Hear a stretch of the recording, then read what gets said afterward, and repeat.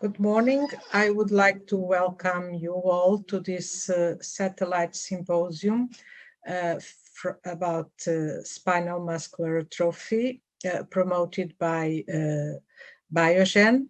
First of all, I would like to thank Biogen for inviting us to talk in this symposium, and also for all the support they gave to the Neuromuscular Congress. The agenda of this 1 hour symposium. As a short and brief introduction, I will do a short introduction about the natural history of the disease, and then we will have two important presentations. The first is from Professor Laurent Servet from Belgium, and he will talk about the objectives of the treatment with nusinersen, and the second presentation from Professor Tim Agnecker from Essen, Germany, also about the expectations of the treatment. We will have a short moment for questions and answers, and I would like to ask you to write your questions in the chat all along the presentations. It will be easier for us to start this period of questions and answers. So what about the natural history of spinal muscular atrophy? We would say that this is a reality that we want to be from the past because it's really changing. And we know that the new therapies have changed the disease course of the disease, and we are collecting new natural history data for treated patients. And we are getting more and more real-world data from patients undergoing treatment with these new disease-modifying drugs. Anyway, it's always important to stress that the standards of care with the treatment of support of these patients, it remains a very important clue to the success of the treatment of these patients. We have to address the questions of the expectations of the patients and caregivers. And last but not the least, the newborn screening that is not yet available in Portugal, unfortunately, will certainly become an increasingly important tool to improve the results of the treatment of these patients.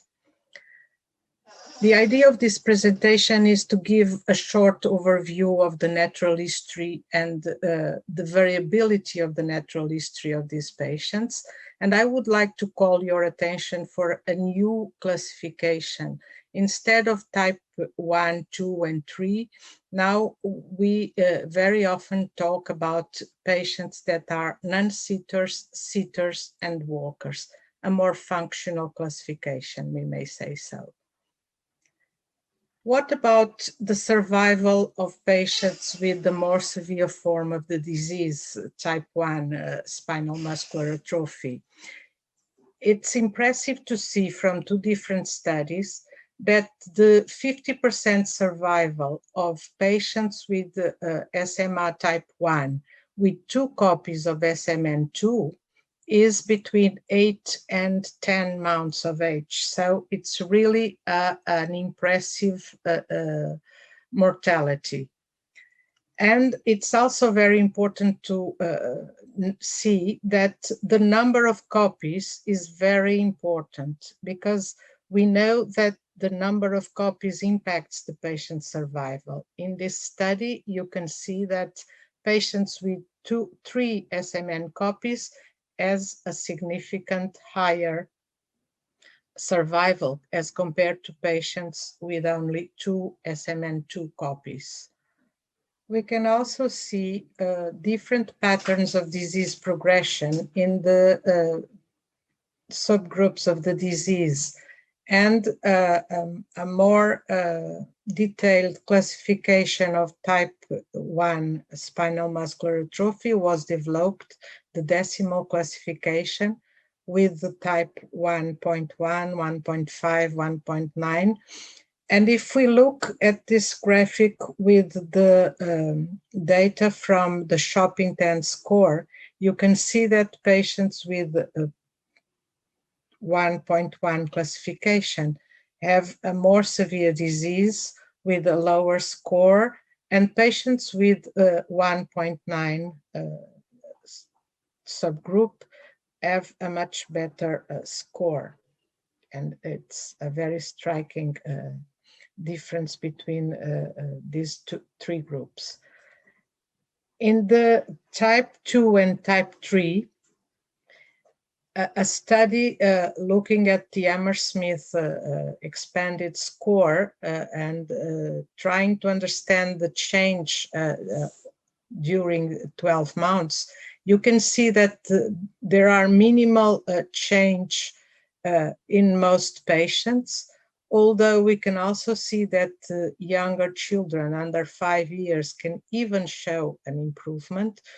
And in the overall evaluation of these patients of ambulant and non-ambulant, again, you can see that non-ambulant can have a slight increase in the score in the younger ages, but then they show a marked decline. And the patients that are ambulant also have an important decline that is more evident around the ages of puberty. So ambulant patients reaching puberty usually have frequent important decline, as well as children above age of 5. Another study was trying to evaluate the annual loss of these patients as measured by the Hammersmith expanded score. And you can see that for the whole group of patients evaluated, 28, you have a mean loss of 2.15 in the score. But if you subdivide this cohort of patients according to the baseline score, of course, the patients that have a better score, a higher score, they have more to lose. So you see a major decline as compared to patients that have a very low score when they were first evaluated, the baseline of the study.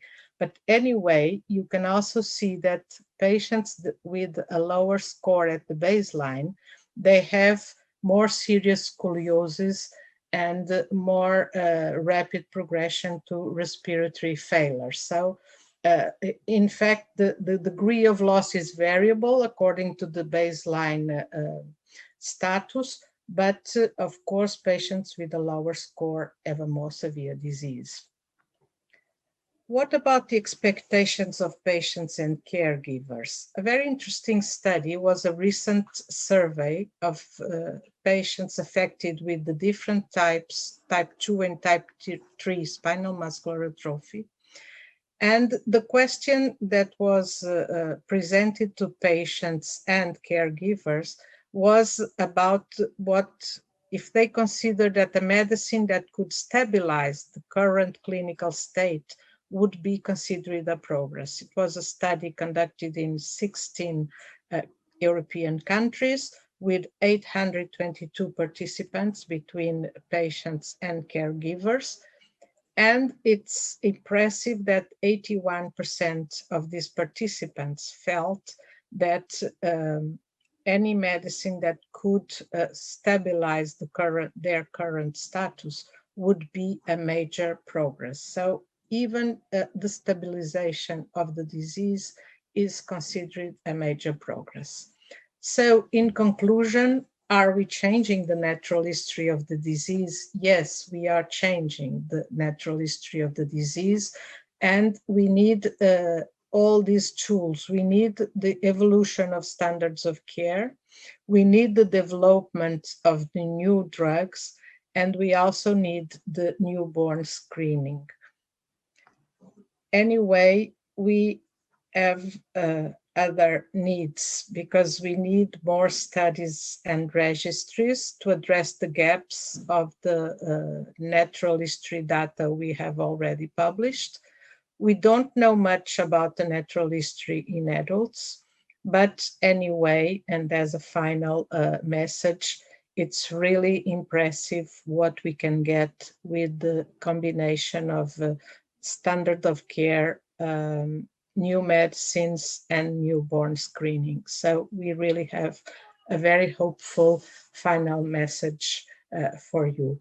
And I would give the words to Professor Laurent Servet, that will show us the results of treatment and his experience with nusinersen treatment. Thank you very much.